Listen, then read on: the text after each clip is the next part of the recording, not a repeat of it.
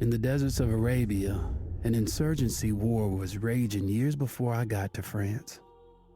Tribes of Bedouins had united to fight a war that was very different from the one we fought in the trenches. Using small, mobile units, they challenged the might of an empire, and they were rallied around the ideas of a single, influential warrior. Ideas of freedom and change.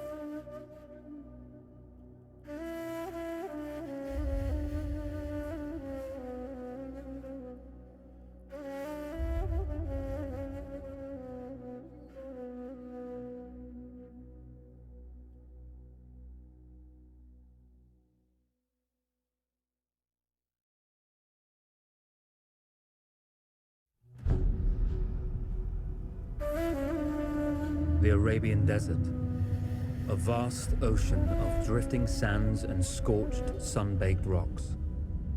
Beneath these endless dunes, oil, the lifeblood of our new mechanical century. For more than 400 years, the Ottoman Empire has ruled these lands, controlling all that's to be found here. But the Ottomans do not rule unopposed. Small bands of Bedouin rebels have united to overthrow the empire. They strike without warning and then vanish into the desert.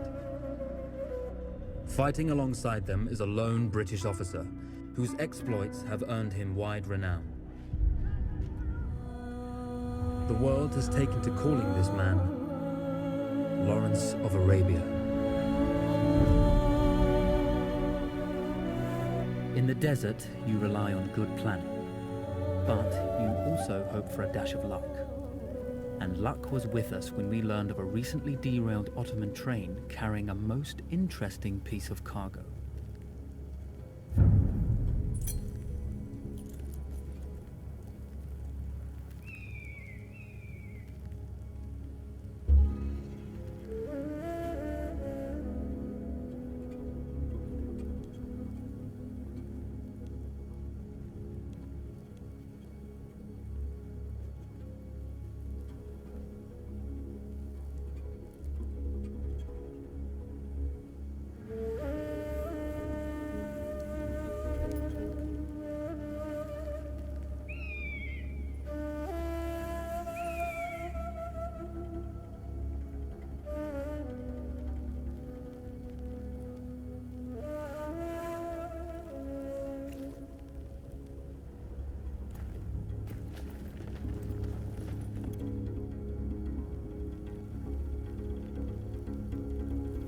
A small patrol had joined the Ottomans who survived the crash.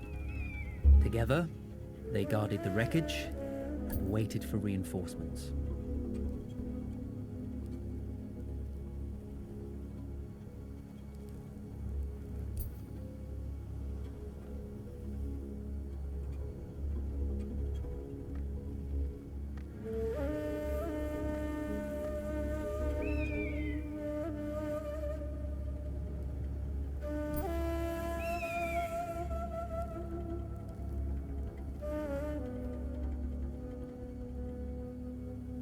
When your enemy has better weapons and better equipment than you, steal from your enemy.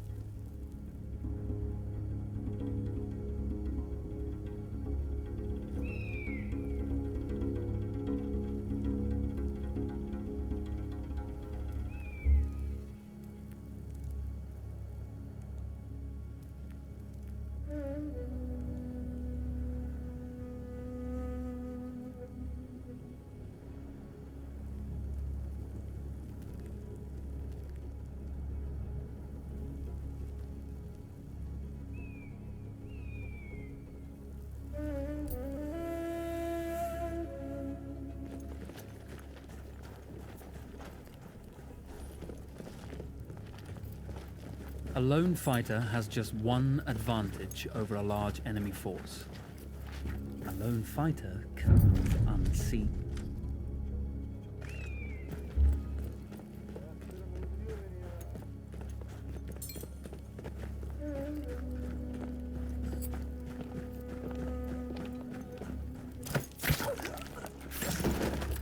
The tribesmen fought unconventionally, using weapons they knew well. Endurance, individual intelligence, and courage were their primary assets.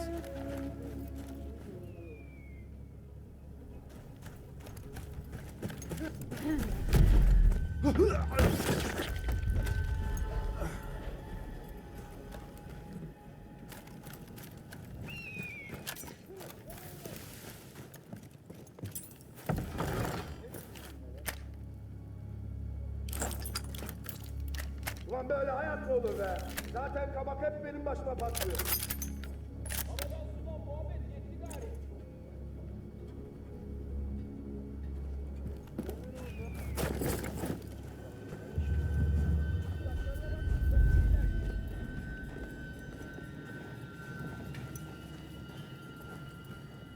Şurada bir haltlar oluyor.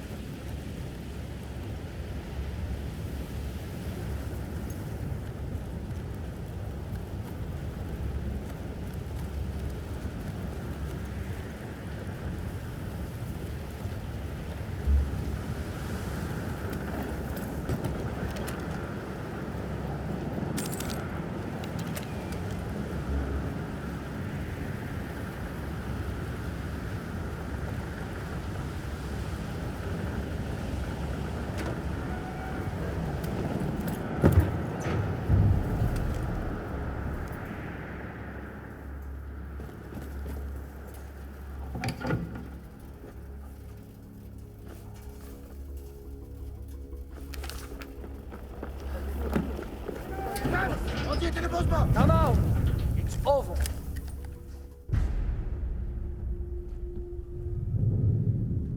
Well, you did not think we would be fast enough to catch you here, did you? Lawrence of Arabia.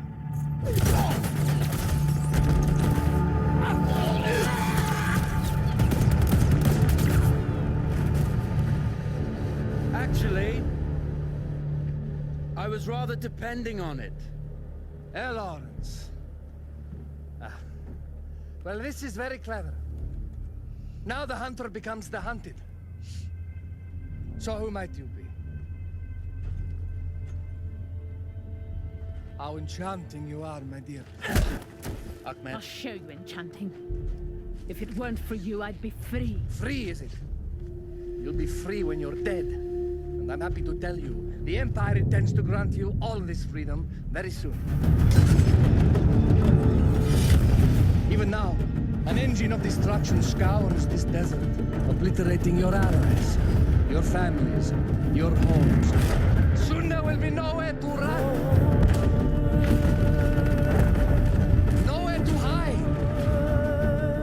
Soon all that you know, and all that you love, will be ashes. You will all be free to die. Oh. Ah, you animal! Zara!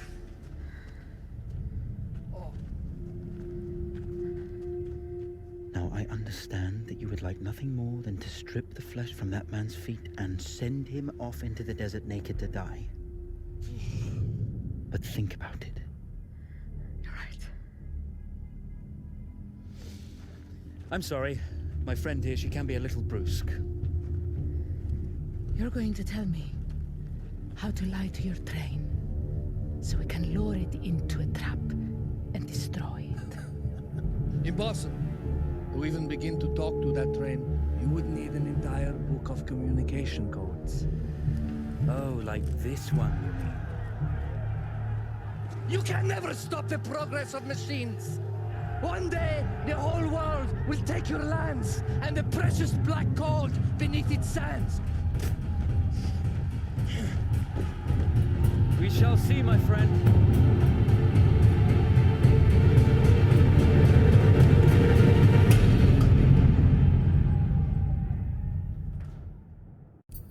Of course, obtaining the codebook was not enough. To destroy this Iron Dragon, this Canavar, as the Ottomans had named it, we had to send it 3 encrypted messages telling it to stand down. There were Ottoman outposts scattered along the railroad tracks. The commanders there carried high-priority message capsules. We had to use those to send our orders.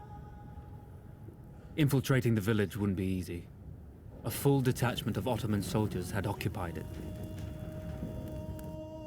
The Ottomans had chosen an isolated location for their desert outpost. It seemed lightly defended. It was also well stocked with arms and equipment. The ancient ruins were all that remained of a civilization now lost to time. The Ottoman Empire brought in the modern world with a host of armored vehicles and field guns. 3 commanders to eliminate, 3 personal message capsules to be stolen, and then sent with our false orders. How Zara tackled this dangerous and audacious mission was up to her.